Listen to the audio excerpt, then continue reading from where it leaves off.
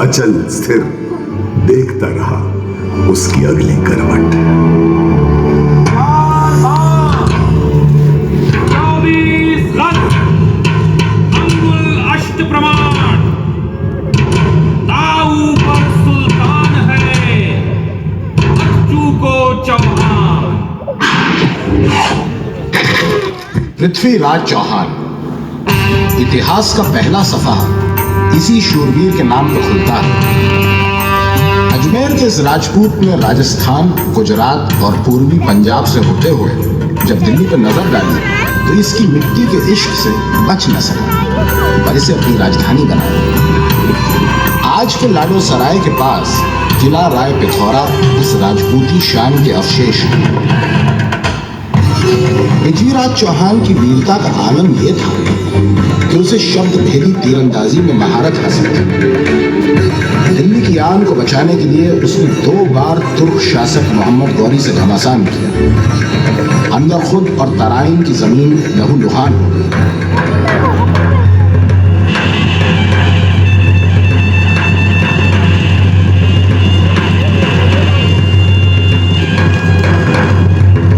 चंद बरदाई ने 1300 गीतों की पृथ्वीराज रासों में इसका बखान किया है।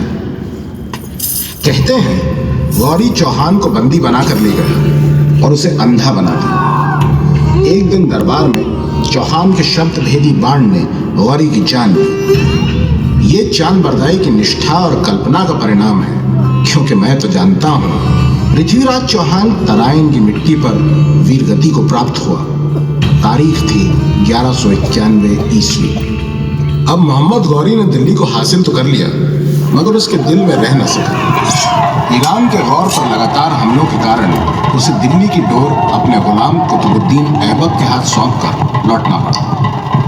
वक्त ने कलाबाजी खाई, गौरी का इंतकाल हो गया और उसका गुलाम दिल्ली का पहला सुल्तान।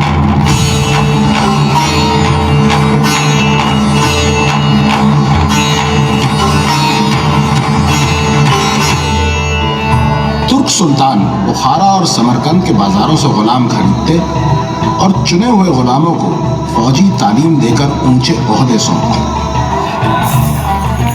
ऐसा ही एक गुलाम था जिसके सितारों में राजयोग था। कुतुबुद्दीन ने अपनी बेटी की शादी अपने गुलाम से की थी। कुतुब का गुलाम, दामाद और बदायूं का इख्तिदार शमसुद्दीन इल्तुतमिश दिल्ली का दूसरा सुल्तान हुआ। 1206 में जिस शहर को तुर्कों ने बनाया उसे हम आज भी कुतुब महरोली के नाम से ही जानते हैं। सफेद महल, लाल महल, सब्ज महल, मस्जिद, कुबतुल इस्लाम, मदरसा और मीनार इस आलीशान शहर की शान थी। हिंदुस्तानी संग तराशों और कारीगरों ने जहां नई कला को अपनाया, वहीं पुरानी शैली की भी छाप छोड़ी। महल, मदरसा और मस्जिद को तो खाक ने अपने सीने में ले लिया है, मगर सूफी पीर बख्तियार काकी की 74 मीटर ऊंची मीनार इस दिन तक बुलंद है। इस वसी शहर में पानी की जरूरत इल्तुतमिश ने हौज़े शमसी की शक्ल में पूरी की। अपने 85 साल के शासन में तुर्कों ने दिल्ली को एक बड़े साम्राज्य का केंद्र बना दिया। पंजाब, बंगाल, मुल्तान तक इल्तुतमिश के हुक्म की तूती बजने लगी। हर्षवर्धन के भारत के बाद ये हिंदुस्तान का दूसरा उदय था। जर्रा वक्त की इन कहानियों में उलझा हुआ था। इल्तुतमिश अपनी उम्र के आखिरी पड़ाव में पहुंचने लगे थे और उन्हें सल्तनत की चिंता सताने लगी थी। अब वो होने वाला था जो शायद दुनिया के इतिहास में अभी तक कभी नहीं हुआ था। मेरे लड़के जवानी की अय्याशियों में डूबे हैं। इनमें से कोई भी सुल्तान होने के लायक नहीं। मेरी मौत के बाद हुकूमत चलाने में मेरी बेटी रज़िया से ज्यादा काबिल कोई नहीं होगा। और वाकई पर्दे को नकार सियासत के सारे दाव पेच सीख रज़िया 3 बरस तक दिल्ली के तख्त पर नशीन रही। फिर यह सितारा ढल गया। ऐ अल्तमश की मस्जिद, तू ही निशान बता दे। करती थी हुक्मरानी रजिया कहाँ बता दे। इल्तुतमिश के हौज़े शमसी ने कुतुब मेहरोली को तो सराबोर रखा, मगर अरावली के तपते पत्थरों से पानी निकालना नामुमकिन था। बढ़ती आबादी 13वीं शताब्दी में जमुना के पश्चिमी किनारे आ बसी और आबाद हुआ कैकोबाद का किलोकरी। आज का जंगपुरा एक्सटेंशन उस जमाने का किलोकरी है। वक्त की बेरहमी ने इसका कोई वजूद बाकी नहीं छोड़ा। मेरी याद को कुछ ऐसे उजागर किया जियाउद्दीन बर्नी ने तारीख़ फिरोज शाही के पन्नों पर। सुल्तान कैकोबाद ने यहाँ एक आलीशान महल और बाग बनवाया। सरदार, दरबारी, हरम, नौकर सबके लिए छोटे बड़े घर बने। कैकोबाद रंगीन मिजाज था, हर तरह के लोग आकर बस गए। गाने बजाने वाले भांड और मस्खरे दरबार में आ गए। चारों तरफ खूब आबादी नजर आने लगी। मस्जिदें नमाजियों से खाली हो गईं और शराब खाने आबाद हो गए। खुसरो दरिया प्रेम का उल्टी बाकी धार, जो उतरा सो डूब गया, जो डूबा सो पार। इस शहर में ऐसा एक दीवाना था, आशिके दिल्ली, तूतिए हिंद, हजरत अमीर खुसरो। उसकी शायरी में अगर सुल्तानों का बखान था तो दिल्ली की मोहब्बत और दीवानगी भी।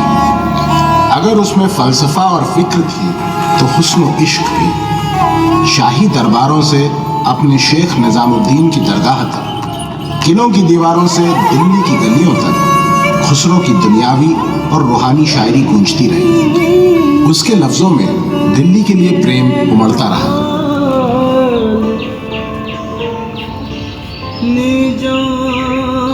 दिल्ली जन्नत का बाग है।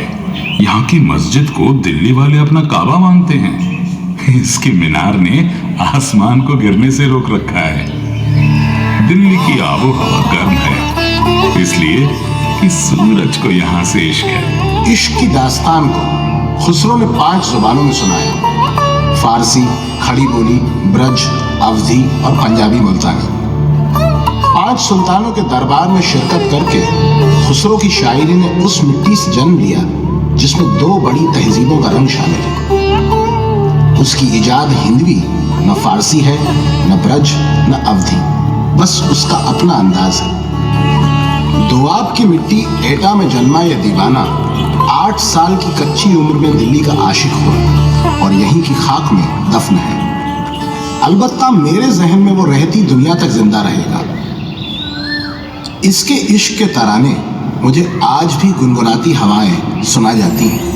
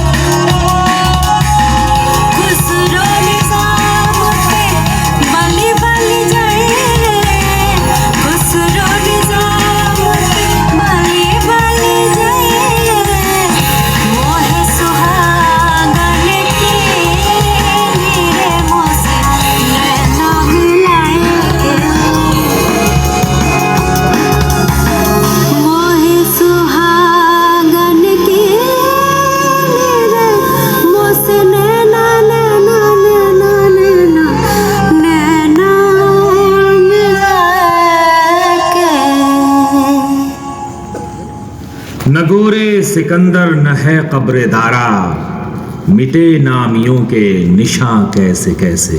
वक्त को शतरंज का शौक है या कायनात का नियम? जो कभी आबाद था उसे बर्बाद होना है, और जो बर्बाद था उसे आबाद। कैकोबाद के दरबार की रौनक खत्म होने का समय था। खलजी सरदारों ने साजिश रची और एक दिन सुल्तान कैकोबाद की लाश जमुना के तट पर पाई गई। जिस गुलाम वंश की शुरुआत कुतुबुद्दीन ऐबक ने अरावली की पहाड़ियों में की, उसका अंत जमुना के तट पर इसी के साथ हो गया। 1290 में दिल्ली में एक नए वंश की सुबह हुई और सुल्तान था बागी सरदार जलालुद्दीन खलजी। दिन परवान चढ़ा और शहर भी। महल और आलीशान हुआ, बाजार बना, शहर को फसील से घेरा और नाम रखा शहर नौ, यानी नया शहर। मगर बनने और बिगड़ने की इस असीम दास्तान को एक नया मोड़ लेना था। दिल्ली से दूर कड़ा मानिकपुर में गंगा के किनारे जलालुद्दीन खलजी का कत्ल उसके भतीजे अलाउद्दीन खलजी ने दिल्ली के तख्त के मुंह में कर डाला। नए सुल्तान ने अब अपनी चाहत दिल्ली का रुख किया। बेतहाशा बारिश हो रही थी। अलाउद्दीन सोना लुटाता हुआ शहर में दाखिल हुआ और शहर नौ के बजाय दरबार लगाया कुतुब दिल्ली में।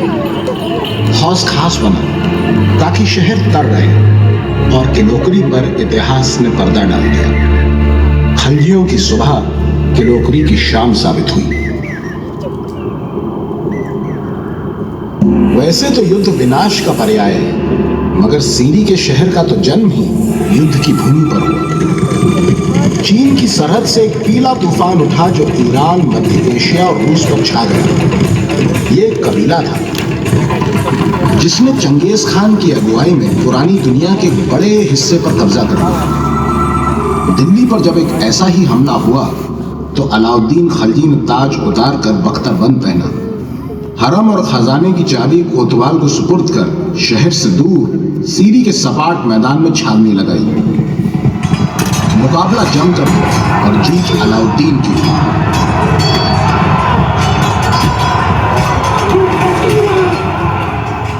जीत के इसी मैदान पर 2 मंजिला महल बना जिसका नाम था कसरे हजार सुतून। ये 1000 खंभों पर खड़ी इमारत थी। इसके चारों तरफ आहिस्ता आहिस्ता सीढ़ी वजूद में आई। 46 फुट ऊंची चूने और पत्थर से बनी शहर की दीवार के खंडहर आज के सीरी फोर्ट ऑडिटोरियम के पास दिखते हैं। कट्टरपन से आजाद अलाउद्दीन खलजी मुल्लाओं की पकड़ से बाहर था। इतिहास भले ही उसे तानाशाह कहता हो, और सूफी शेख नसीरुद्दीन चिराग कहते हैं कि उसकी अपनी एक सोच थी। मजहब के बारे में कुछ नहीं जानता था, लेकिन खुदा को मानता और ये यकीन रखता कि उसके सारे गुनाह माफ हो जाएंगे, क्योंकि उसका असली मकसद तो अपनी रियाया को आराम पहुंचाना है। उसने जब मंगोलों के खिलाफ लड़ने के लिए अपनी सेना को बढ़ाया तो उनकी तनख्वाह कम कर दी, मगर फिर साथ ही कीमतें भी। दिल्ली के बाजार उसकी रियाया के लिए भरे पड़े थे। अलाउद्दीन की मौत के बाद दिल्ली वाले उसे दुआएं देते और उसकी कब्र पर धागा बांधकर मन्नत मांगते थे। इस सिलसिले ने इतने बरसों में एक यकीन का रूप ले लिया है और आज भी जारी है। ये इश्क की इंतहा ही है कि जिसने एक तानाशाह को पीर कर दिया।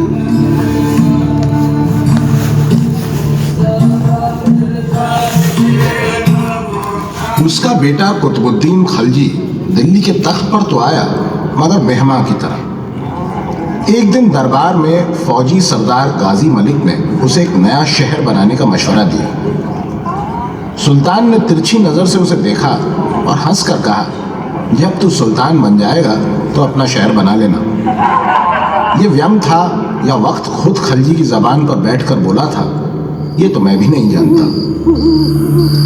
मगर खलजी के गुलाम खुसरो खान ने उसका कत्ल कर दिया और इसी गाजी मलिक ने गियासुद्दीन तुगलक के नाम से तारीख में अपनी पहचान बनाई।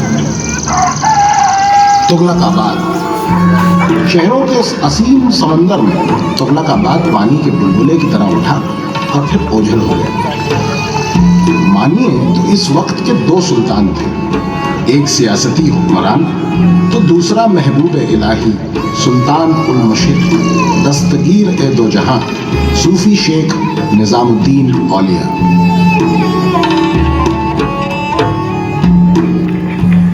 इधर गियासुद्दीन तुगलक ने अपना अरमान तुगलकाबाद का शहर 6.5 वर्ग मील में बनवाना शुरू किया और उधर शहर से दूर हजरत निजामुद्दीन ने अपना एक छोटा सा मुसाफिर खाना। तुगलक के हुक्म से मुसाफिर खाने पर लगे मजदूर हटाकर शहर के निर्माण में लगा दिए गए। औलिया की इज्जत और मोहब्बत इतनी थी कि मजदूरों ने रात में काम करने की ठानी। इस पर तुगलक ने मशालों को जलाने वाला तेल बंद कर दिया। दुआएं चमत्कार करती हैं। हजरत निजामुद्दीन ने पानी से मशालों में तेल का काम लिया और सुल्तान को कहा कि जा, तेरे बनाए इस शहर में सियार और खाना बदोशों के सिवाय कोई न रह पाएगा।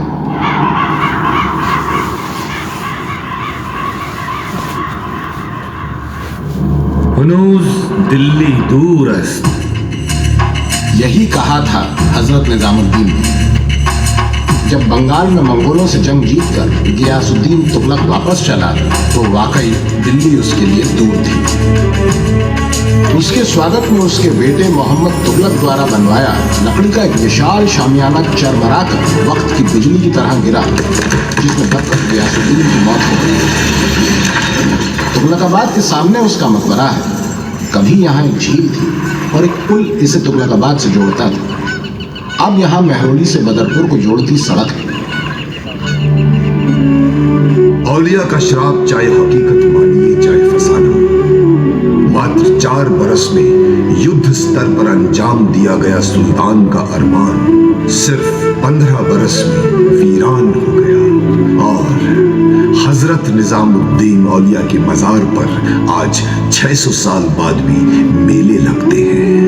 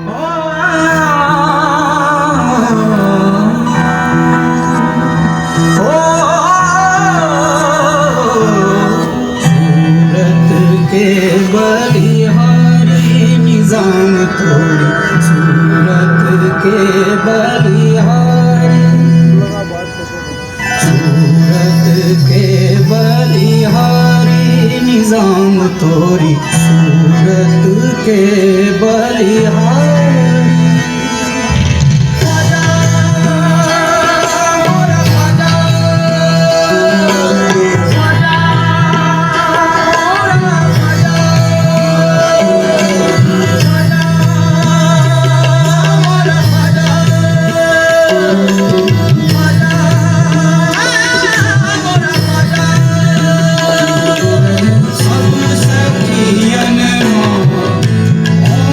What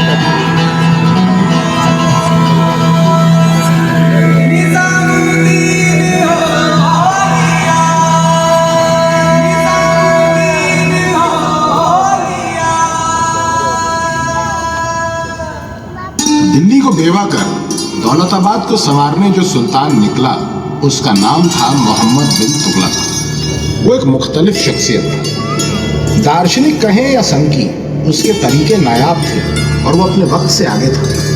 कभी गंगा जमुना दोआब में लगान ऐसा बढ़ाया कि किसान खेत जलाकर जंगलों में जा चुके। फिर उन्हें वापस बुलवाया शाही खजाने से कर्ज देकर। कभी सोने और चांदी के तमके हटा दिए और उन्हीं की कीमत पर तांबे का सिक्का चलाया। हुआ यह कि घर घर टकसाल बन गया, अंतर्राष्ट्रीय व्यापार ठप पड़ गया। एक दिन फरमान जारी कर सारी मुद्राएं वापस लेनी पड़ी। मोरक्को का सैलानी इब्ने बतूता 1334 में तुगलक के दरबार में आया और तकरीबन 8 साल रहा। अपनी यादों और उस वक्त का चित्रण उसने विस्तार से किया है। बहरहाल दौलताबाद ने मोहम्मद तुगलक को पानी न बख्शा और उसे वापस दिल्ली की याद सताई। लौटकर उसने जो शहर बसाया उसे नाम दिया जहांपनाह। ये कुतुब और सीरी के बीच फैला हुआ अब तक का सबसे बड़ा शहर था। अब एक दूसरे से जुड़े 3 शहर थे, जहांपनाह, उससे छोटा कुतुब और सबसे छोटा सीरी। ना तो ये शहर बचा और ना इसका महल। बेगमपुर, हौस खास, उदय पार्क, पंचशील एनक्लेव, शाहपुर जट में इस कहानी के बचे हुए पन्ने अपने आसपास बिखरे हुए दिखते हैं, क्योंकि ये सभी तकरीबन इसी की जमीन पर खड़े हैं।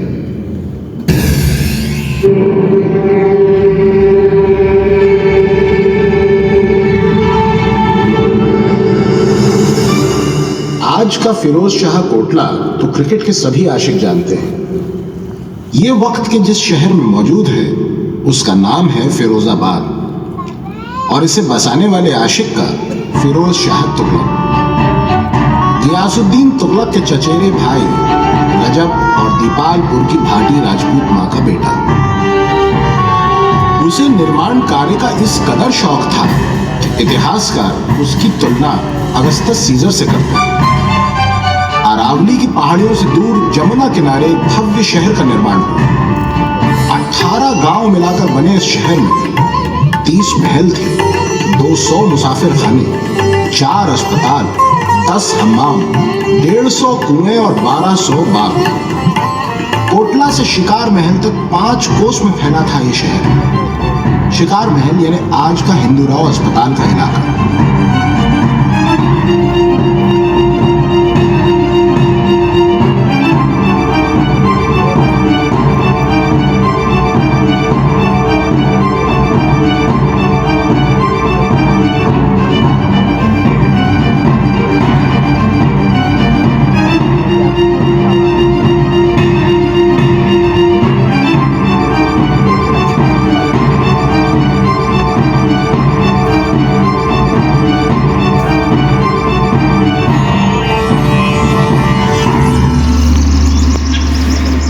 अशोक के दोस्त हम हिमालय की तराई से लाए गए। एक को सजाया शाही महल में तो दूसरा पहुंचा शिकार महल।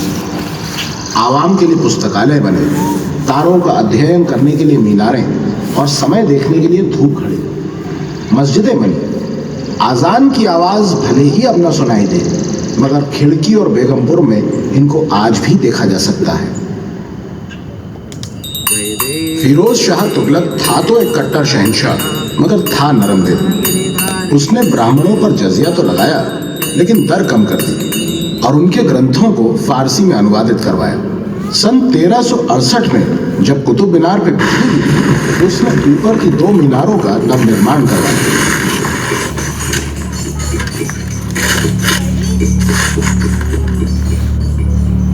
सुभान अल्लाह, ये सचमुच अजीम शहर है। 7 आसमानों के नीचे दिल्ली की शान है। बदकिस्मती से मगर हाय, ये भी बर्बाद होने वाला है।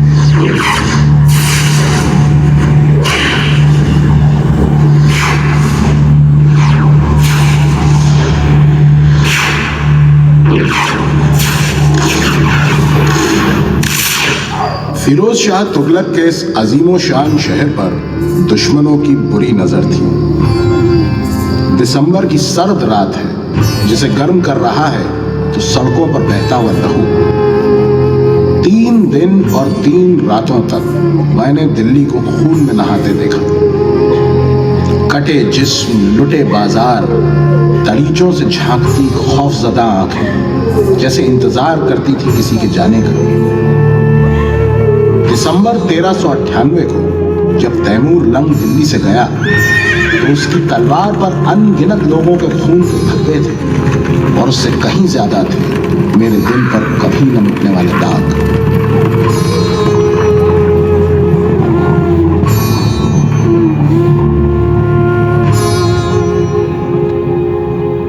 तैमूर हिंदुकुश के पहाड़ों से एक तूफान की तरह उठा और दिल्ली पर छा गया। बहाना था दिल्ली सुल्तान हिंदू रियाया के प्रति जरूरत से ज्यादा नरम दिल है, मगर असल मकसद था लूटपाट। जिस सपाट मैदान में उसने अपना डेरा डाला वो था सफदरजंग एयरपोर्ट, और जहां जंग हुई उस औरबिंदो मार्ग पर आज चलते हुए लोग कल्पना भी नहीं कर सकते उस कातिल मंजर की जो मैंने देखा। नसीरुद्दीन महमूद तुगलक ने सैनिकों, घोड़ों और हाथियों की फौज से तैमूर का जबरदस्त मुकाबला किया। हाथियों के दांतों पर जहर लगाया तो तैमूर ने ऊँटों की पीठ पर भूसा भरवाकर उसमें आग लगाई। ऊँट डरकर हाथियों की तरफ भागे और हाथी बिदककर उल्टे अपनी ही सेना की तरफ। इस कोहराम में तैमूर ने जीत का झंडा फहराया। फिर शुरू हुआ कत्लेआम। दिल्ली उजड़ गई और उजड़ गया तुगलकों का राज और वंश। इसके साथ ही उजड़ा दिल्ली से सुल्तानों का इश्क।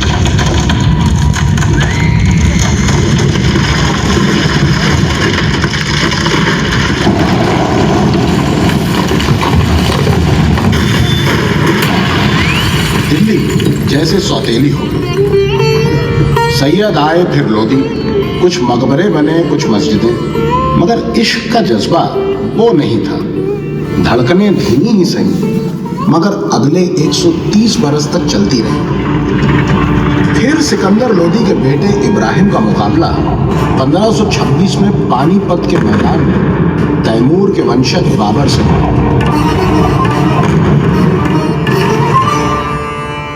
बंदूकें धमकी, तोपें गरजी और हिंदुस्तान पर 1526 में मुगलों का विश्वास शुरू हुआ। इस फतह के बाद बाबर दिल्ली आए, शहर पर एक नजर डाली और फिर आगरा की तरफ बढ़ गए।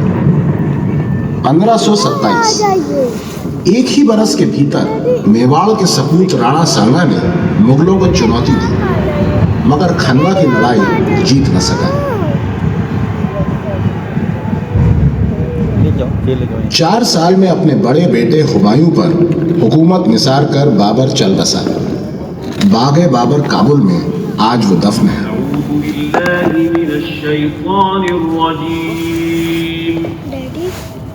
1530 हुमायूं को दिल्ली बुला रही थी। एक ऐसा आलीशान नगर बसाया जाए जिसकी दीवारों के कंगूरे ईरानी शहंशाहों के महलों को ताना दे सके। उसके बुर्जों का चौकीदार शनि से बराबरी का दावा करे। बस फिर क्या था, संसार का भ्रमण करने वाले घोड़े की लगाम दिल्ली की तरफ मोड़ी। जमुना के तट पर सूफी सैयदों के साथ शहर का पहला पत्थर अपने हाथों से रखा और नाम दिया शहरे बादशाह दीपना। इस नाम के हर अक्षर का एक अंक है, जिसे जोड़े तो निर्माण की तारीख निकलती है, जो है 1534 ईस्वी। आनन फानन में किले पर काम शुरू हुआ। इस कहानी के मोड़ उतने ही पेचीदे हैं जितनी की जर्रे की किस्मत की लकीरें। इस बनते हुए महल में न हुमायूं को रहना था न कभी रह पाया। पानीपत में अफगान इब्राहिम लोदी की शिकस्त का मोल चुकाना अभी बाकी था। इस बार दिल्ली के तख्त का इश्क जिसके सीने में पल रहा था, उसका नाम था शेर शाह सूर। एक उम्र दराज आशिक मगर बुद्धिमान और शूरवीर। दिल्ली से कोसों दूर बिहार के ससाराम में एक छोटा सा हाकिम फरीद एक शेर को मारकर शेरखां बन बैठा। अफगान सरदारों की एक फौज तैयार कर चौसा के युद्ध में एक बार हुमायूं को ललकारने के बाद दूसरी बार कन्नौज में चित्त कर दिया। हुमायूं ने जान बचाते हुए कंधार के रास्ते ईरान पहुंचकर शाह तहमस्प के पास शरण ली।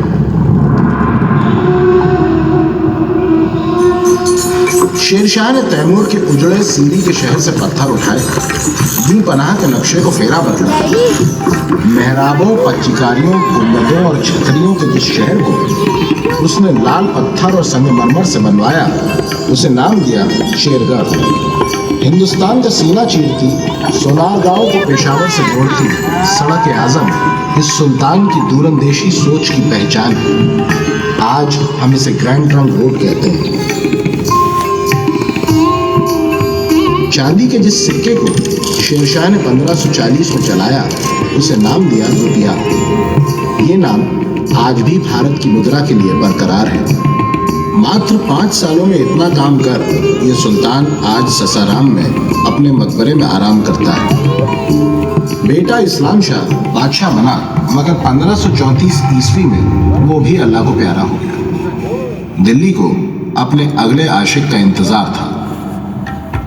शाह तहमस्प को हीरो से इश्क था और हुमायूं को दिल्ली से। हुमायूं के पास ग्वालियर के राजघराने का दिया एक ऐसा हीरा था जिसकी जौहरी जब कीमत आंकते तो कहते कि इसकी कीमत में पूरी दुनिया एक दिन खाना खा ले। नाम था कोहिनूर। दोनों आशिकों को उनका इश्क मिला। शाह तहमस्प की मदद से हुमायूं 15 साल बाद दिल्ली वापस लौटा। शेरगढ़ फिर दीपनाह हो गया। शेर मंडल की छत पर बैठा घंटों तारे गिनता और चांद सूरज के ग्रहणों का हिसाब लगाने वाला हुमायूं अपनी जिंदगी का हिसाब न लगा पाया। 24 जनवरी 1556 लौटने के महज 1 साल के भीतर इस दिन शाम की अजान की आवाज सुनकर जब वो बैठने वाला था तो पोस्तीन में उसका पांव उलझा और शेर मंडल की चक्करदार सीढ़ियों से शायद उस अजान में खुदा का आखिरी बुलावा था। 26 जनवरी 1556 को उसकी मौत हो गई। मथुरा रोड से गुजरते हुए उसकी बेगम का बनवाया हुमायूं का मकबरा आज देखा जा सकता है। यूं तो नाम से हुमायूं यानी खुशकिस्मत, इस बादशाह का बदकिस्मती ने ताउम्र साथ न छोड़ा। एक आकर्षक व्यक्तित्व मगर कम प्रभावशाली। गुजरात, मालवा और बंगाल फतेह किए, लेकिन अफीम के नशे में चूर रहा, शरणार्थी रहा और ताउम्र ठोकरें खाई। उनमें से ये आखिरी थी। न दीपनाह है न शेरगढ़। आप जहां बैठे हैं, 2 आशिकों का मिला जुला सरमाया है ये पुराना किला।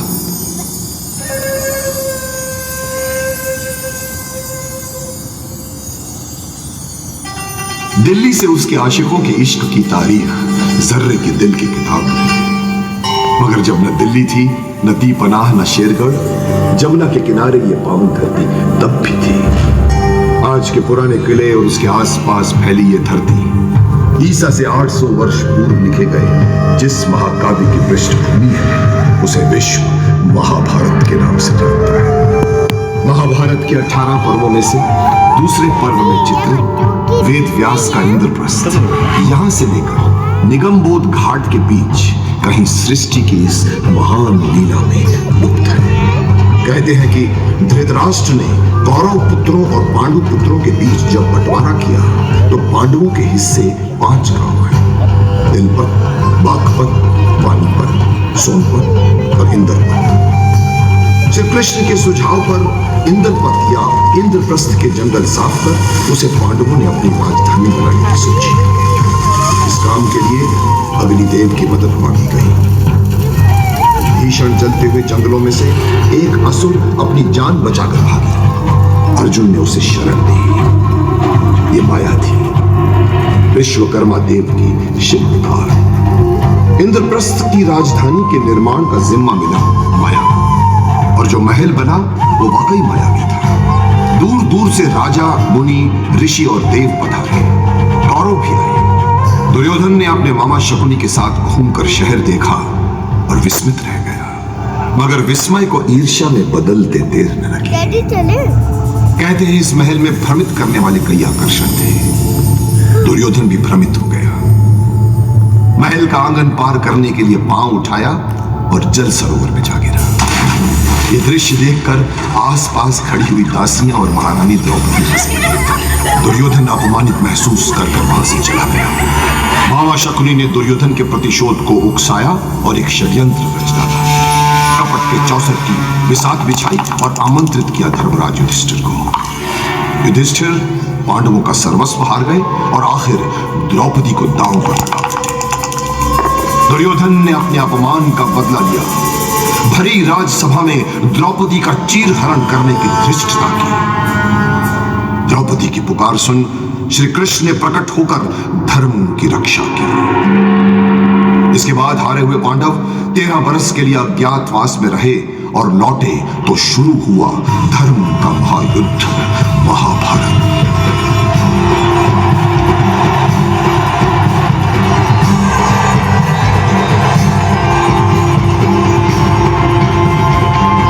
इस युद्ध की भूमि कुरुक्षेत्र इंद्रप्रस्थ से 200 मील दूर है और जर्रा दिल्ली में रहकर अपने अगले आशिक की कहानी सुनाने को बेताब।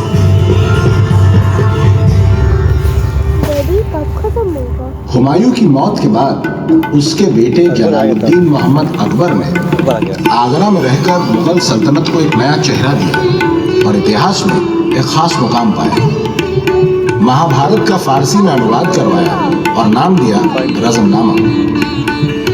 सन 1643 ईस्वी में बादशाह जहांगीर के बेटे और अकबर के पोते शाहजहां ने अपनी मोहब्बत बेगम मुमताज महल की याद में जो मकबरा बनवाया वो दुनिया का 7वां अजूबा है। दुधिया सफेद संगमरमर में तराशा गया।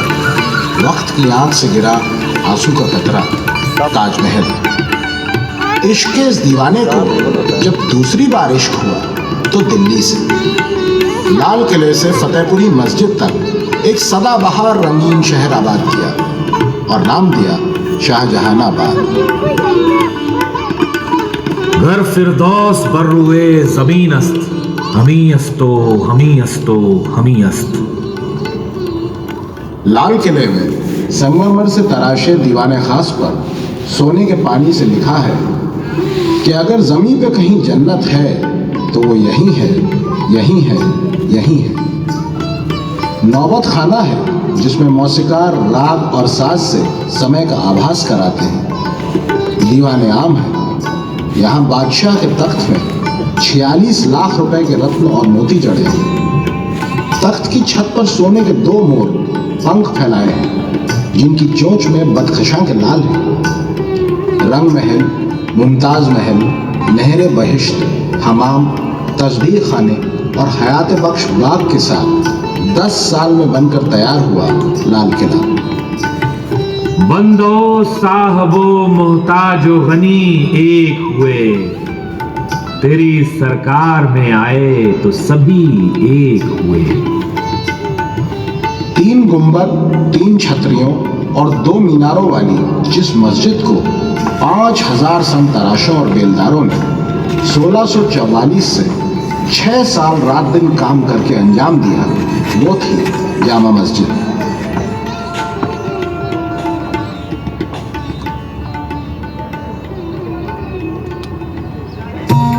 बिरयानी, कबाब, शरबत, फालूदा और शीरमाल खा लीजिए। मदारी और जादूगर भानुमती का खेल दिखाते हैं या दास्तान गो से हातिमताई और सिंबाद की कहानियां सुन लीजिए। जी चाहे तो महबूब के लिए माशूक, बूढ़े के लिए जवानी और मरीज के लिए तंदुरुस्ती खरीद लीजिए। सामान इतना का कुबेर का धन कम पड़ जाए। इस बाजार के बीच एक नहर बहती है जिसमें कीमती सामानों से मालामाल दुकानों का अक्स नजर आता है। जी हाँ, ये है शाहजहां की बेटी जहां आरा का बनवाया 1520 गज लंबा चांदनी चौक।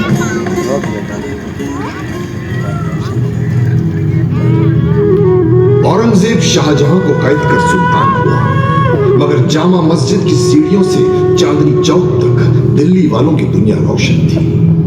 ऐसा समा था कि जी करता था वक्त ठहर जाए, मगर वक्त ठहरा है कभी। औरंगजेब के बाद कई मुगल आए और कई गए। बादशाहों की तादाद बढ़ती रही और ताकत घटती, पर हमले बढ़ते गए। चेहरे पर सारे शहर की गर्दे मलाल है, जो दिल का हाल है वही दिल्ली का हाल है। 1739 में मेहमान बनकर आया ईरान का नादिर शाह दिल्ली को तहस नहस कर लाल किले का तख्त ताऊस और कोहिनूर लूट ले गए। लगातार हमलों के बाद मराठा सरदारों ने शाह आलम को अपनी पनाह में ले लिया और जिस ईस्ट इंडिया कंपनी का विलियम हॉकिंस सुल्तान जहांगीर के दरबार में हाथ बांधे खड़ा व्यापार करने की इजाजत की मिन्नतें करता था, सिर्फ 150 साल बाद 1803 में उसी कंपनी के लॉर्ड लेक ने मुगल बादशाह और दौलतराव सिंधिया को पटपड़गंज में हराकर दिल्ली पर कब्जा कर लिया। मुल्क खुदा का, सल्तनत बादशाह की, हुक्म कंपनी बहादुर का, हर खासवाम को इत्तला दी जाती है। कहते थे सल्तनते शाह आलम अज दहली ता पालम। दिल्ली से पालम तक सिकुड़ चुकी शाह आलम की सल्तनत उसके बेटे और आखिरी मुगल बादशाह बहादुर शाह जफर के आने तक सिमट कर सिर्फ लाल किले की चार दीवारी तक रह गई। रोज मामूर दुनिया में खराबी है जफर, ऐसी बस्ती से तो वीराना बनाया होता। जन्म से बादशाह जफर दिल से शायर था। रईसों, नफीसों और शायरों की जुबान उर्दू में जामा मस्जिद की सीढ़ियों पर जन्म लिया और शाहजहानाबाद में पली बढ़ी। मीर तकी मीर से लेकर दाग, ज़ौक़, मोमिन और गालिब तक दिल्ली के आशिकों ने इश्क की जबान को नाजों से पाला। चाहे मराठों की तलवार चली या फिरंगियों की तोपें, लाल किले में मुशायरे सजते रहे। दिल्ली की आखिरी शमा जफर के दरबार में रोशन हुई। दिले नादा तुझे हुआ क्या है, आखिर इस दर्द की दवा क्या है।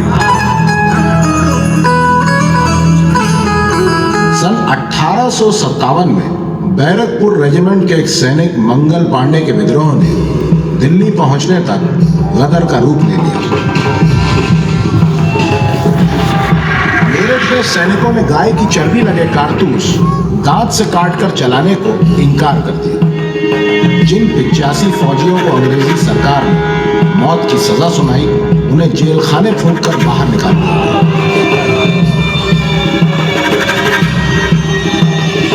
रानी लक्ष्मीबाई, नाना साहब, तात्या टोपे, कुंवर सिंह, बेगम हजरत महल ने सर से कफन बांध रखा था और इनकलाबियों ने दिल्ली पहुंचकर बहादुर शाह को इसमें शामिल होने को राजी कर लिया।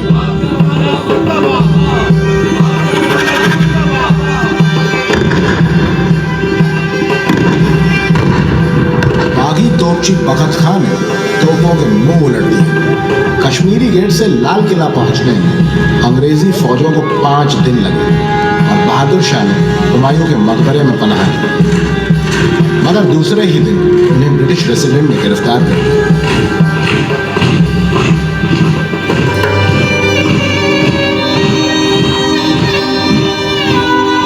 कभी जिस लाल किले से उनका हुक्म चलता था, वहां उन पर मुकदमा चला।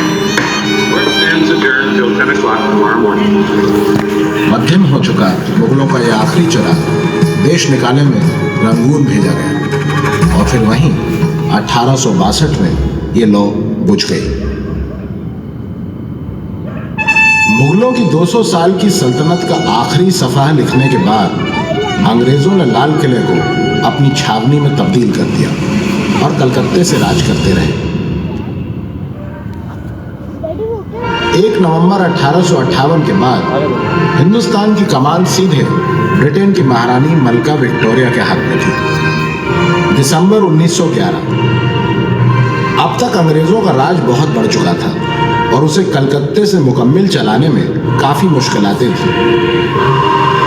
ब्रिटेन के नए राजा जॉर्ज पंचम और रानी मैरी ने जब बंबई के बंदरगाह पर कदम रखा तो उनकी आगे की 5 दिनों की रेल यात्रा की मंजिल थी Delhi.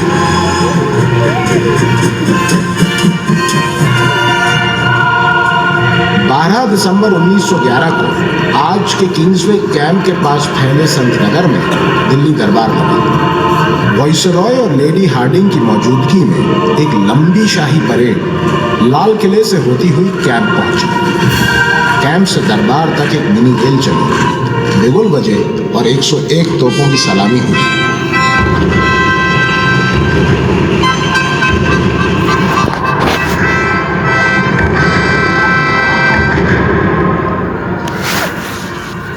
I am happy that I am in Delhi. Thank you all. I have been crowned the king in Westminster Abbey.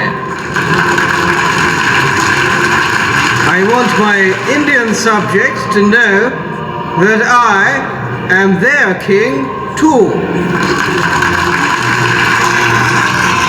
I want your good and peace. I am happy to announce that after deliberations with my ministers and Governor General Council, we have decided to move the capital of India from Calcutta to the ancient capital, Delhi. अंग्रेज आए तो थे गुलाम बनाने, मगर दिल्ली के इश्क से अछूते नहीं रहे। अब बारी थी इसे अपनी पहचान देकर एक नया शहर बसाने की। दिल्ली का 10वां और आखिरी शहर नई दिल्ली। 1912-1913 में जिस जोड़ी को यह जिम्मा सौंपा गया उसका नाम था एडवर्ड लटियंस और हर्बर्ट बेकर। काफी बहस मुबाहिस के बाद सर जोड़कर यह तय हुआ कि शाहजहानाबाद से दक्षिण रायसीना की पहाड़ियों पर होगा ये ब्रिटिश शहंशाहियत का प्रतीक, पूरब और पश्चिम सभ्यताओं का मिश्रण। छज्जा, छतरी, गुंबद, स्तूप और यूनानी तर्ज का स्तंभ समूह, बीच में वायसरॉय का महल और दोनों ओर सचिवालय। पुराने किले से अगर एक सीधी लकीर खींच दी जाए तो वो इंडिया गेट को भेदती हुई वायसरॉय के महल तक पहुंचती है। 1933 में बनकर तैयार हुए इस नए शहर में अंग्रेज बस 14 बरस के मेहमान थे। सारा देश चल रहा था और नई दिल्ली के हुक्मरान कर रहे थे उस पर काबू पाने की एक नाकाम कोशिश। 40 करोड़ मर्द और औरतों के दिलों में एक ही जज्बा था, आजादी। गांधी, नेहरू, गोखले, पटेल, तिलक, बोस और आजाद की कुर्बानियां रंग लाई और आखिर वो दिन आ गया, 15 अगस्त 1947।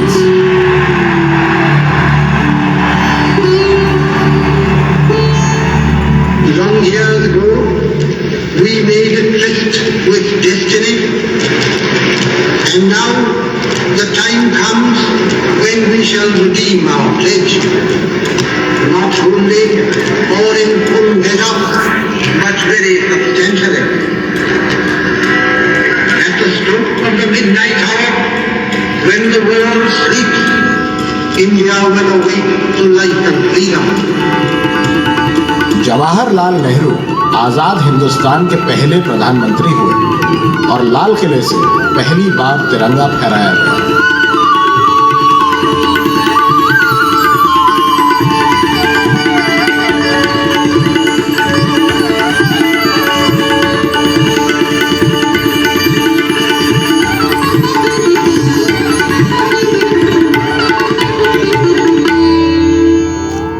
ये दौर भी देखा है तारीख का दुनिया ने, लम्हों ने खता की थी, सदियों ने सजा पाई। दिल्ली के लाल किले पर आजाद हवा में लहराते तिरंगे की कीमत हिंदुस्तान को पंजाब और बंगाल की अपनी बाहें कटवा कर देनी पड़ी। रेडक्लिफ कमीशन ने नक्शे पर कुछ लकीरें खींची और मुल्क के टुकड़े हो गए। एकता और भाईचारे की नींव पर जिस देश ने आजादी की सुबह देखी, वो अब धर्म की राजनीति से लैस खूनी रातों के लगातार सिलसिले से कांप उठा।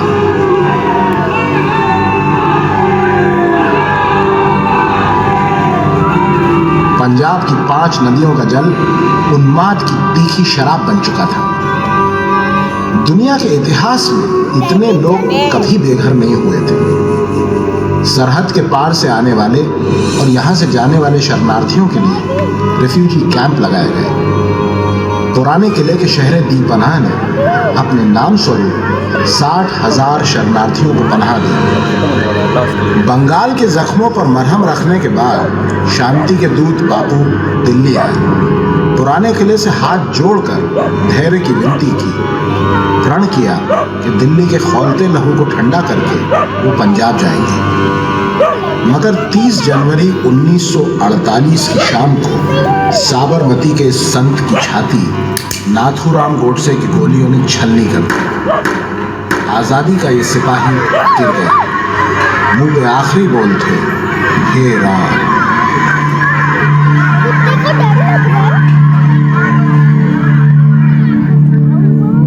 नौए इंसान शानों पे लिए गांधी की अर्थी जाती है। आकाश के तारे बुझते हैं, धरती से धुआं सा उठता है। दुनिया को ये लगता है जैसे सर से कोई साया उठता है। कुछ देर को नब्ज़े आलम भी चलते चलते रुक जाती है। हर मुल्क का परचम गिरता है, हर कौम को हिचकी आती है। तहजीबें जहां थर्राती हैं, तारीखें बशर शर्माती है। मौत अपने किए पर खुद जैसे दिल ही दिल में पछताती है। दिल ही दिल में पछताती है। दिल ही दिल में पछताती है। आज 6 दशक बाद दिल्ली विश्व के सबसे बड़े प्रजातंत्र की राजधानी है और 1.5 करोड़ बाशिंदों की मोहब्बत। उद्योग है, रोजगार है, आसमान छूती गगनचुंबी इमारतें, फ्लाईओवर है और अब चमचमाती रेल मेट्रो। सदियों पुरानी इस माशूक के दिल में हमेशा अपने आशिकों के लिए जगह रही है। बाहें फैलाकर राष्ट्रीय राजधानी क्षेत्र में जमुना के पार नोएडा और गाजियाबाद समेट लिए हैं, तो हरियाणा में फरीदाबाद और गुड़गांव। 1.5 करोड़ आशिक दिल्ली से इश्क की कस्में उठाते हैं और हर एक का अंदाज़ बयां